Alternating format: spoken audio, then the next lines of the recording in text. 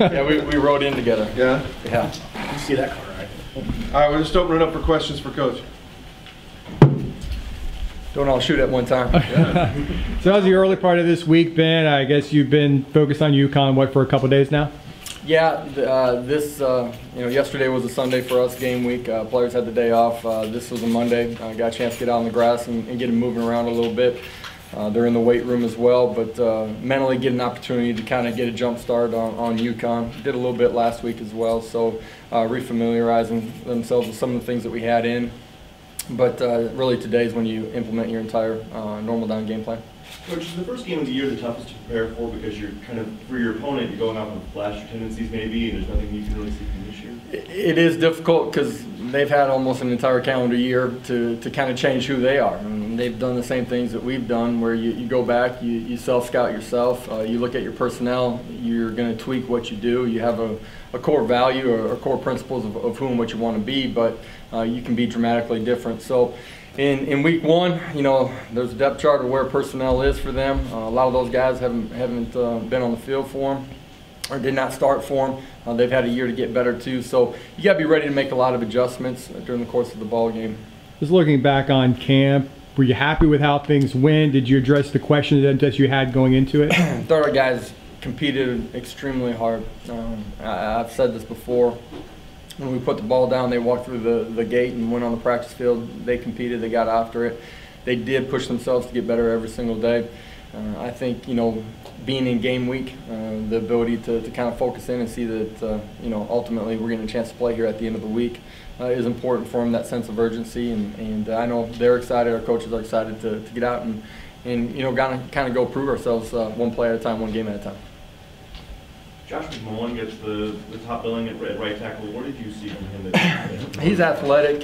He's been mature in how he handles himself since he got here in January. He's done a great job of adding a lot of weight from where he started when he got here coming out of junior college. He's athletic. He's got a great skill set, and I believe he's going to play at a high level for us. Daryl Mack got the #2 job at quarterback. You mentioned the other day really executing what you guys were giving him. Was there anything that came over the last couple of days that went into the decision? Yeah, maybe fundamentally has improved as much as anybody inside of our program. Certainly at the quarterback position, he's grown a lot since we got here in January. Really like what he's able to do mentally and physically, put himself in a position to be successful. Still, there's a lot of growth left for him as a player, but he's clearly the #2 guy for us right now. Coach, I'm wondering what your feelings are in this. I mean, there's a ton of build-up for this game. It's your first game as head coach. It's the first game of the season. Are you nervous, excited, anxious? You'll have all those feelings. You put 8 months into something, you should have all those feelings if you care deeply about it. And that's the great thing about this game is that you work a lot of hours for a very few limited number of opportunities, 12 that are guaranteed. So, I'm excited to get out there and compete with our players. It's week one for us. And, so we've talked through the inevitable ups and downs that happen during the course of a 60-minute game, how we're going to operate, how we're going to communicate. But inevitably, we got to go do it one play at a time. How well prepared do you feel like you are as you are the head coach for the first time in this game? I feel like I'm really prepared. The most important thing you do as a head coach is you hire outstanding staff, and we have that. Trust Randy and the defense staff, what they're doing on the defense side of the ball. Great plan, extremely organized. Nick Toth has done a phenomenal job with the special teams, and so you lean on those guys and trust in their opinions. And then as a head coach, I'm still heavily involved in the game planning on the offense side of the ball, like what we're doing there. But you try to do some things as far as game mechanics, managing the game as a head coach, and make sure that our communication process is going to be clear on Saturday. And I say Saturday meaning game day, but we're excited about that and feel prepared. Opening with the game, opening with a conference opponent, does that add to the whole everything? Well, it's difficult because it's week one for us as a program, players and staff together. It's difficult because you're going to be on the road in a hostile environment. Being able to communicate clearly is important. And then a conference game, does it add to it? Well, it adds to it in the importance that one of our goals is to go chase a conference championship. So, we got to go out and play well and find a way to get a win. When you were offensive coordinator, were you upstairs in the booth? I've been on both sides of it. So it won't be a departure for you to be calling plays from the field? I've done it both ways, and I trust the guys that we have up in the booth. John Cooper, our tight ends coach, will be up there. He's been with me for, 6-7 years, so he sees it like I do, and will be able to clearly communicate to me. When did you do it both ways? Like, where did you do it one way, and where did you do it? At Oklahoma, I was up the entire time. Missouri, I started down, went up, and so I've done it both ways. What's your message going to, I'm sorry. Oh, go ahead. What's your message going to be to the team when you guys head off on the road? Obviously, you're going to get the best from UConn. Everyone's going to come out with you. What is your message in this week in this first game? The message to our players has been pretty consistent. There's a couple things that are important to us in the way we play. We want to be aggressive. We want to attack. We want to attack the football. We want to take care of the football. So on the field, that's what we're going to be about. For us as a program, since I took over in January, the thing that I've tried to make sure that our players buy into is controlling the things that you can control and control the things that matter. And at the end of the day, everybody's going to want to go win on game day. It's how badly do you want to win in the process leading up to it. So our preparation will put us in a position to be successful. When you're calling the plays as a head coach, do you just sort of leave the defense to your defensive coordinator and concentrate on the offensive game plan, or how does that work? The game planning side of it? Yeah. Are you talking about today, or are you talking on game day? On game day. Yeah, I think there's communication that has to happen at the end of a series with the offensive staff. What they're doing defensively, how that presents what you want to do the following series, and then once you're finalized on that and you give an instruction to your staff, then you're back on the headsets with the defense side of the ball. Obviously, if someone's a true freshman and they can help you, they're going to play. But with the new rule, they can play in 4 games. Have you guys decided how you maybe want to manage that with some guys who maybe you aren't sure about? Is that something that will kind of come to you as the season goes on?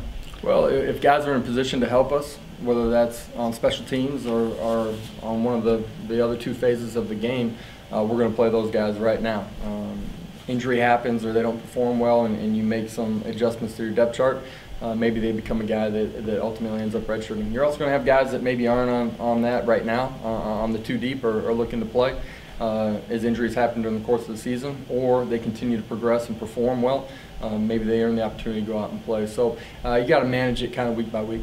Josh, when you went and you were a player and as assistant coach, that the coaches you've had in the past, were they big rah-rah guys before games? I mean, they give a big speech, and is that something that you might try to think about doing before you're in the locker room? Yeah, I love the big rah-rah speech, but on the opening kickoff, once you get hit in the mouth, the rah-rah speech isn't doing a whole lot for you. It comes down to your preparation and kind of the mentality that you've built for the entire 8 months leading up to that, and that's why we try to attack every day the same way. We try to make practice a game-like situation so that our kids are comfortable going out and performing, and I think we're ready to do that.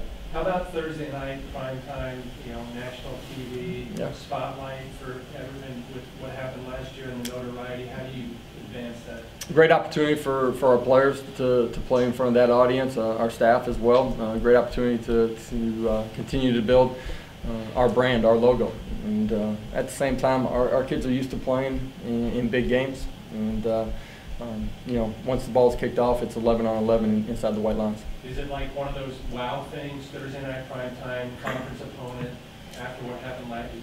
I don't think it's a wild thing for our players. I think our kids are looking at this as this is the first game for us, that we get an opportunity to go out and play, and it's another big stage for them, but I think they're comfortable and relish those opportunities. Has anyone reached out to you? To wish you luck this week? Not yet. No, that usually happens closer to kickoff. Good luck. Appreciate it. What's been the most fun thing about this football team to work with? Great question. On the field, they love to play ball. I mean, they really do. They're physical. They love to compete, and they talk a lot of trash to coaches and players alike. Outside of it, I love that we got a lot of personalities. On my way over here, past the dining facility, ran into a group of 3 players at one stop and about 5 on the other, and they're cracking jokes, they're having fun, and they like being around each other. And that's important to me, that when our kids walk into the building, they have fun and they enjoy being around each other, but also interacting with their staff. And for where we're at and in the short amount of time that we've been here together, I think there's a closeness and a bond that is going to help us on game night. Speaking of Trash talker? There's a bunch. Sean Burgess, Becker will talk a ton on the defensive side of the ball, there's no doubt. Kenzie Milton will do a little bit of trash talking too on the offensive side of the ball. So there's no shortage of guys that are talking. Were you a trash talker in your playing days? On the practice field a little bit. You got to have fun. During game day, not really. You Have commuted. you ever heard of the civil conflict and the trophy and the whole history of all that? I've heard bits and pieces from some of the fans around here, but not a lot. Do you detect a chip on the shoulder of some of your guys, or all of your guys, and has that been motivating for them? I don't know if chip's the right way to place it. I think our kids have an urgency and an expectation that sits within our program and it sits inside of our locker room. That's important to me. And it can't just be about going and trying to prove something to somebody else. It's about enjoying the process and going out and competing and being your absolute best. And I think our kids do that.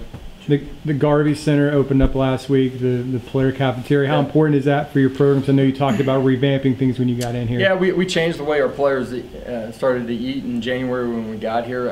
I think it's shown itself in their ability to perform and how they look and how they feel.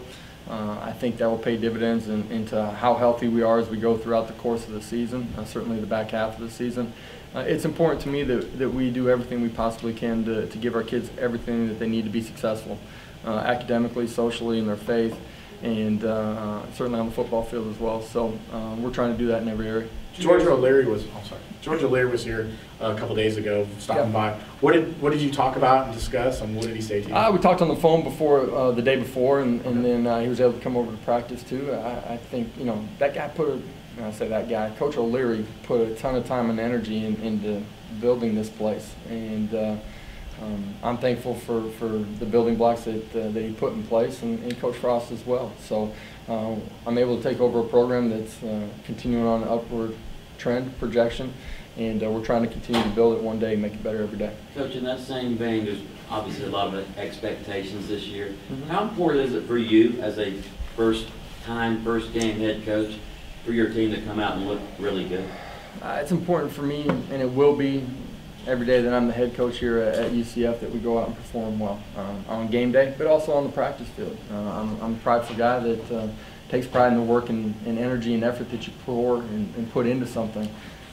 Our kids are that way too, and so we relish the opportunity. You get a very few amount during the course of the season for all the days that you put into it, so you better take advantage of every single one. What did you Time think for of two the more here. preseason rankings? I'm not even sure where they were depending on the poll. 21 in AP, 23, I think. Awesome. Preseason rankings don't mean a whole lot, so hopefully we'll go out and play well this week and continue to do that as we go throughout the season. 2 players who weren't listed on the 2 deep, Parker Boudreaux on the offensive line, and then John McCody on defense. Just wanted to get your thoughts on. Yeah, we're each of really those pretty players. healthy for the most part. A couple of those guys are just nicked up a little bit, and so we're trying to get guys that are healthy out there. Do you expect them to play this week? Do not right now. Anything else? I know you played Just as you scouted UConn, what, in your opinion, what's dangerous about the Huskies going there? They got a lot of new personnel on the defense side of the ball. It'll be interesting to see, how much they are different from a year ago schematically. I mentioned it earlier in the press conference. We got to be ready to adjust on that side of the ball. Our defense against their offense, they got a quarterback that's coming back that played well last year. Their wideouts are all back, a lot of veteran guys up front, so they have a lot of pieces coming back, and we'll pose some threats on the outside as well. So, and then in special teams, they're fairly new. Got a new punter that's a rugby style punter, which poses its own set of problems, and got a kickoff guy that's really well and has put a big percentage of those things in the back of the end zone. All right, guys, thank you. Appreciate it. Get some Thanks a lot, flyers in Coach. here in a minute. Thank you. Appreciate it, guys. Sure.